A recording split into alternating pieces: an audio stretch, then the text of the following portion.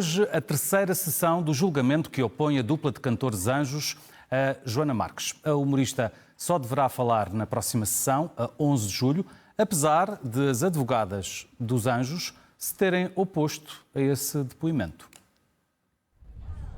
Dando voz a um poema de Tom Jobim, o cantor brasileiro João Gilberto lançava o mote desta contenda entre os Anjos e Joana Marques. Se você disser que eu desafino o amor, saiba que isso em mim provoca imensa dor. E lá mais para a frente, o poema continua. O que você não sabe, nem sequer pressente, é que os desafinados também têm coração.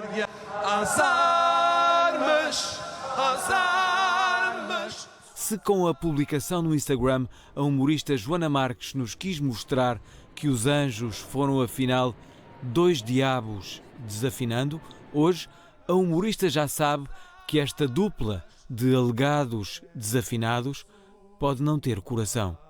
De outra forma, não reclamavam quase 1.200.000 euros de indemnização por causa desta publicação da humorista no Instagram.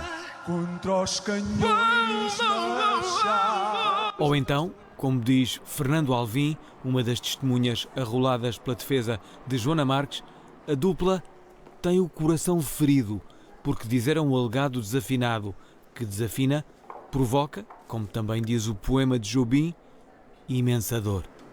Acho que o que motiva este julgamento é os Anjos estarem magoados. Foi só um dia mau.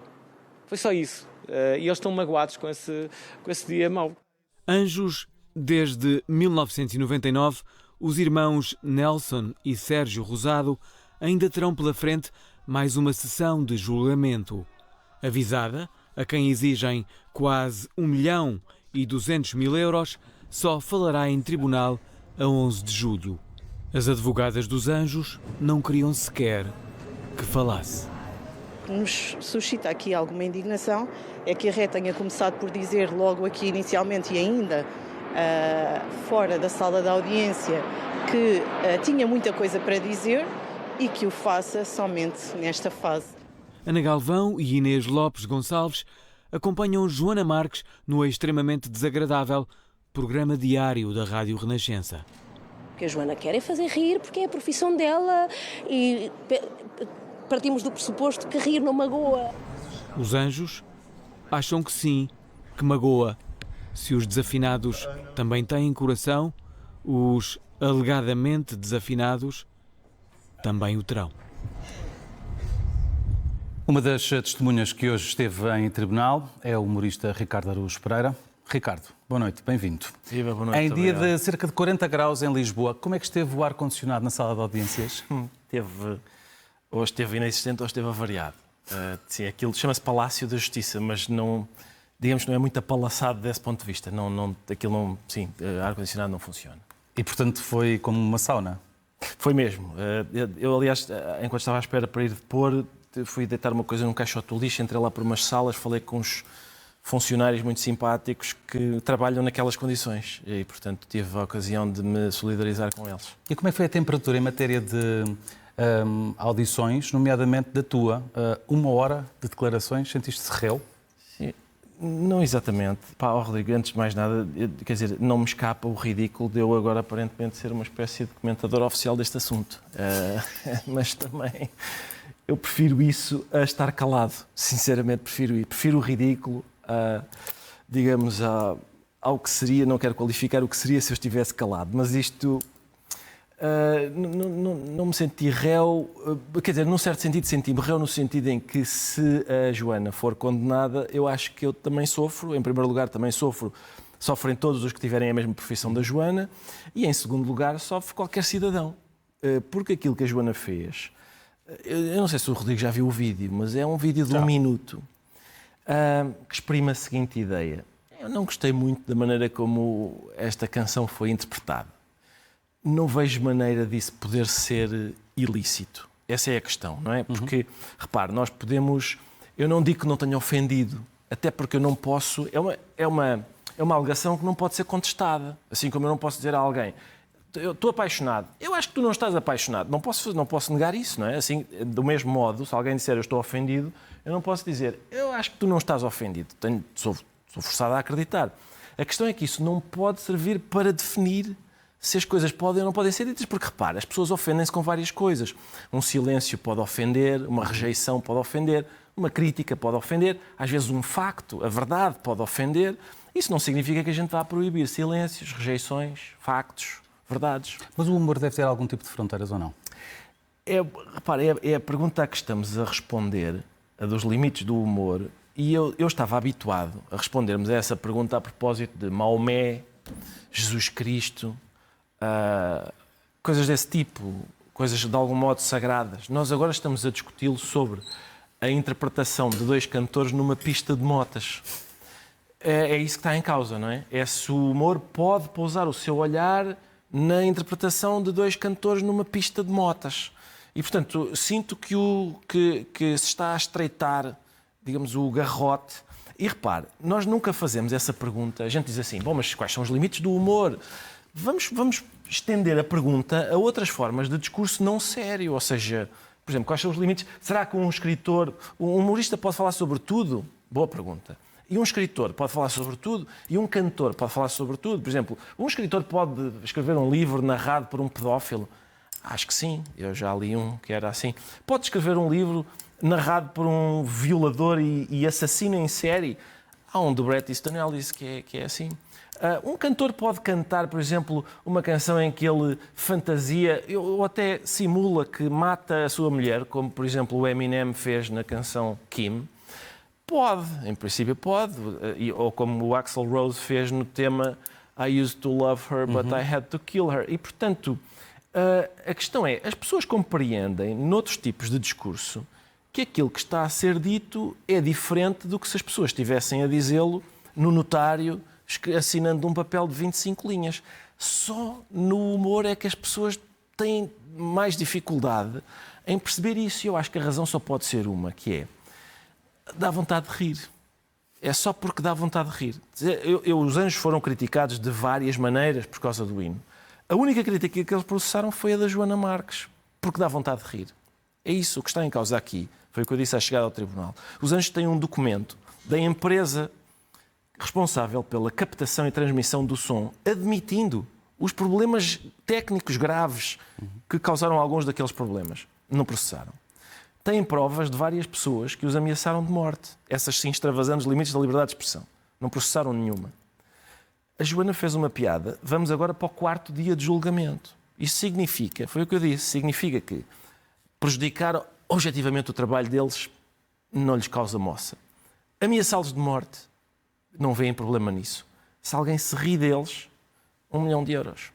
E 100 mil, 1 milhão e 100 mil. É isso, é melhor não esquecer nenhum desses. Agora, é compreensível, por outro lado, que, como diz o Fernando Alvim, que eles estão muito magoados e que, portanto, se compreenda que queiram alguma coisa. Por exemplo, se a Joana já disse, se não estou em erro, publicamente, que nunca chegou a falar com eles e que houve várias tentativas de contacto, pelo menos foi aquilo que eu percebi. Se tivesse havido uma conversa prévia, nada disto poderia ter acontecido, então? Não creio, sabe, porque a que tipo de acordo é que poderíamos chegar? Ou seja, a Joana diria, bom, certo, nesse caso, se isto vos magoou e se vocês alegam que está a causar danos, alegação que é dificílima de provar, ligando-a exclusivamente àquele vídeo da Joana, porque, enfim, cronologicamente o vídeo da Joana aparece depois da interpretação transmitida pela Sport TV e depois de vários vídeos publicados na internet. É um desses vídeos que a Joana vai buscar as imagens para fazer o seu. E, portanto, acho eu que o único acordo possível, desejado pelos queixosos, era a retirada do vídeo. Ora, retirar o vídeo seria, primeiro, assumir uma culpa que não existe, porque o vídeo é, de facto, das coisas mais anódinas que eu já vi na minha vida. Segundo, seria abrir um precedente bastante grave, porque era a Joana a dizer às pessoas, atenção, se alguém se ofender com o que eu digo, avisem que eu retiro. E, portanto, acho que ela passaria a não fazer mais nada. Ela até agora ainda não falou. E bem, sim. Vai, à partida, falar. Não sabemos ainda se será, mas à partida será no dia 11 de julho. Exato. Mas hoje as advogadas dos proponentes da ação não queriam que ela fosse ouvida. Tem ideia do que é que a Joana terá a dizer, e já agora também uma opinião sobre esta falta de vontade das advogadas? Não lhe sei dizer nada sobre isso porque eu não percebo nada sobre que tipo de questão jurídica é que pode estar envolvida no facto da Joana, como ré, pedir para falar e isso poder ser contestado pela outra parte. Não lhe consigo dizer. Mas ela irá dizer alguma coisa, ela tem estado a tirar muitas notas, pelo menos são as descrições que os jornalistas fazem que estão dentro da sala de audiências. Haverá uma espécie de uma defesa da honra ou da honra de um humorista? Bom, não sei que tipo de defesa. Que haverá uma defesa, em princípio, terá de haver. Que ela esteja a tirar notas. Eu hoje só não tirei notas porque não levei papel e caneta, mas teria, por exemplo, tirado notas no momento em que uma das advogadas da outra parte citou declarações que eu nunca prestei num podcast. Portanto, ela disse que eu, num determinado podcast, que ela identifica, eu prestei umas determinadas declarações que, se convido a ir a ouvir aquele podcast, não só não estão lá, porque eu não as proferi nem nesse podcast, nem em lado nenhum. E, portanto, numa situação dessas não há mais nada a fazer ou, eventualmente, até avançar para, se não foi dito isso, para uma ação, aí sim, de difamação, por ter sido acusado de algo que não fez, não é? Pois, mas repara, não é suficiente, não é? Lá está, para ser uma coisa de difamação. Esse é um dos problemas desta ação, não é? É que, para ser uma coisa com esse peso, se a senhora tivesse dito que eu era pedófilo, tendo em conta que eu não sou pedófilo, isso realmente gerava um peso na minha reputação que eu acho que devia ser reparado judicialmente. A propósito, em 2018, salvo erro, um jornalista da TVI chamou pedófilo a um cidadão britânico chamado Robert Murat e foi condenado a pagar-lhe 4.000 euros. Teve sorte. Se tivesse dito que o Robert Murat se cantava mal, se calhar tinha que pagar 1.118.000. E 100.000. Mas é isso, é só para ver. Mas lá está, acusações desse tipo, pesadas para a reputação de uma pessoa, sim, deve. Agora, acusar-me de ter feito umas declarações meio esquisitas sobre eu achar que deve haver uma ética e o humorista deve ter cautelas com os alvos que escolhe. Eu não proferi essas declarações, mas o facto dela mas imputar não é suficiente para eu agora ir... Claro. Mas há essas cautelas? Existe no processo criativo do Ricardo e da equipa, há alguma situação em que pensam é melhor não? Portanto, algum tipo de autocensura no processo criativo? Eu diria que não. Que nós temos a noção de que discurso humorístico, sendo discurso não sério, não tem a mesma potência do discurso sério. Isso é muito fácil de verificar, não é? Quem sobe a um palanque para fazer um comício está a falar a sério. Quem diz as coisas que eu digo a seguir ao Jornal da Noite é óbvio que não está a falar a sério. Nota-se pelo meu tom, pelo vocabulário que eu uso, pelas coisas que eu digo, etc. E, portanto, quem tem vontade de fazer coisas a sério, coisas que tenham, digamos, capacidade para produzir efeitos sensíveis, não o faz da maneira que nós fazemos. E, portanto, eu acho que a ética do humorista... O humorista é uma profissão em que a gente, eu diria, não tem responsabilidade nenhuma. Há outras profissões para as pessoas terem responsabilidade. A sua, por exemplo, é muito respeitável. Eu não tenho responsabilidade nenhuma. Ser um irresponsável é o meu modo de vida. E, portanto, tentar impor uma ética a isso é uma espécie de diacro-remedização da profissão. Ainda bem que fala em Diácono Remédios, esse personagem de Hermano José, dos anos 90, exatamente. Estreado no Hermano Enciclopédia. O Ricardo tem sido uma voz presente, porque pela relação pessoal também, para além de profissional que tem com a Joana Marques, como sendo uma das pessoas que mais tem estado, antes de começarmos a entrevista, me estava a dizer, já falei muito sobre o assunto. Outras pessoas deveriam vir a terreiro de forma mais marcada fazer a defesa dos humoristas, como por exemplo o Hermano José? O Hermano já falou, acho eu também, ouça, cada um é como cada qual. Como é que é essa frase? Eu acho, do meu ponto de vista, este caso interessa-me muitíssimo e a razão pela qual me interessa também extravasa a razão de eu ser amigo da Joana Marques. Foi por causa daquilo que eu lhe disse. É porque isto é, de facto, um modo de entender a minha profissão que transforma a sua natureza. Ou seja, esta ideia de que o riso é uma agressão, e uma agressão das piores, leva a isto. Repara, às vezes as pessoas dizem os limites do humor e tal, às vezes o humor não exagera. Eu, sinceramente, o que tenho visto é que o exagero é a reação ao humor. No outro dia, no Brasil, um humorista foi condenado a 8 anos de cadeia. Repara, 8 horas de cadeia, eu diria que era excessivo. Porque é cadeia. 8 anos por piadas parece-me excessivo. Um humorista disse uma piada nos Oscars, foi agredido à frente de toda a gente. A organização, em vez de dizer, olha, desculpa, o senhor não se sabe comportar aqui, saia. Não, deixou-o ficar. E depois foi. E estes estão a pedir 1 milhão de euros. 1.100.000. Ricardo Araújo Pereira, obrigado. Agradeço. Obrigado. Este dia fica marcado também pela terceira sessão do julgamento que opõe a dupla de cantores Anjos à humorista Joana Marques.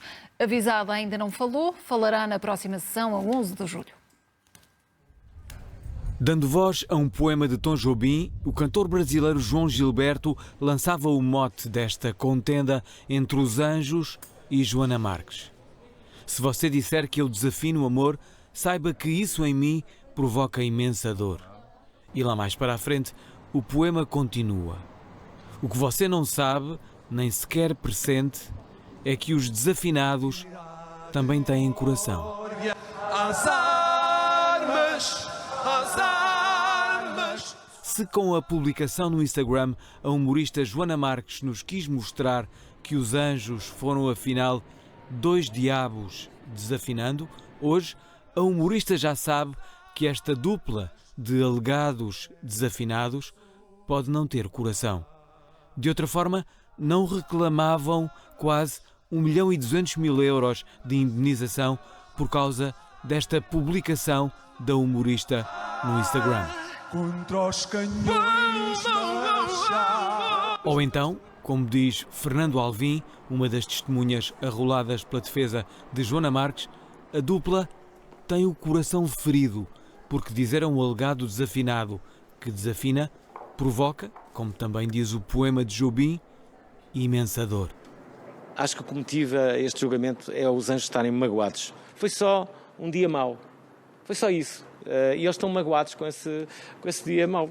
Anjos, desde 1999, os irmãos Nelson e Sérgio Rosado ainda terão pela frente mais uma sessão de julgamento.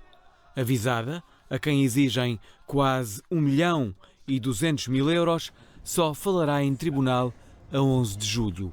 As advogadas dos Anjos não queriam sequer que falasse. O que nos suscita aqui alguma indignação é que a RE tenha começado por dizer logo aqui inicialmente e ainda fora da sala da audiência que tinha muita coisa para dizer e que o faça somente nesta fase. Esta segunda-feira, a juíza ouviu Ricardo Araújo Pereira, o humorista falou em defesa de Joana Marques. Vocês compreendem o ridículo disto tudo, não é? O julgamento já é ridículo, não é? Estamos a discutir se uma piada fez dói-dói ou não fez dói-dói. E depois, para já, o depoimento é feito numa sauna. Eu nada contra. Eu preferia depor no jacuzzi, mas a sauna também está bem. Se ela tivesse dito, vamos à casa deles matá-los porque esta interpretação do hino nacional merece que eles fiquem sem a cabeça, isso era uma declaração ilícita e era natural que então que o tribunal a punisse. A única coisa que tivemos aqui de novo foi o Ricardo Araújo Pereira, que subejamente tem revelado lá fora qual é que é a sua posição de amizade, veio cá dar a sua opinião. Os julgamentos não se fazem de opiniões e nós não estamos aqui numa ação contra os humoristas. Se alguém atenta objetivamente, prejudica objetivamente o trabalho deles como uma empresa que captou o som, eles não fazem nada. Se alguém os ameaça de morte, para eles é indiferente. Mas se alguém se ri deles, eles querem 1 milhão de euros. Estamos aqui a falar de contratos cancelados, contratos de patrocínio, de concertos cancelados, estamos a falar de lucros cessantes e estamos a falar, por fim, depois dos danos morais peticionados pelo Nelson e pelo Sérgio, que são somente 50.000 euros cada um. Portanto, tudo mais são prejuízos efetivamente tidos. Portanto, 1.118.000 euros não é uma quantia que os Anjos vêm pedir só porque sim. Se a Joana for condenada, não é preciso ser 1 milhão de euros, basta ser num. Isso significa que aquilo que ela fez, que é uma crítica àquela atuação, é ilícito. E, portanto, toda a gente que já teve ou quer vir a ter o direito de dizer eu não gostei muito disto, vá preparar a carteira. Foi muito engraçado ver o Ricardo Araújo Pereira ter de explicar o beabá do que é uma anedota, do que é uma piada, como é que acontece, qual é o seu pressuposto e ter de explicar isto a pessoas crescidas, como éramos todos os que estávamos aqui nesta sessão de tribunal. Ana Galvão e Inês Lopes Gonçalves acompanham Joana Marques no Extremamente Desagradável, programa diário da Rádio Renascença. O que a Joana quer é fazer rir, porque é a profissão dela e partimos do pressuposto que rir não magoa. Os anjos acham que sim, que magoa. Se os desafinados também têm coração, os alegadamente desafinados também o terão.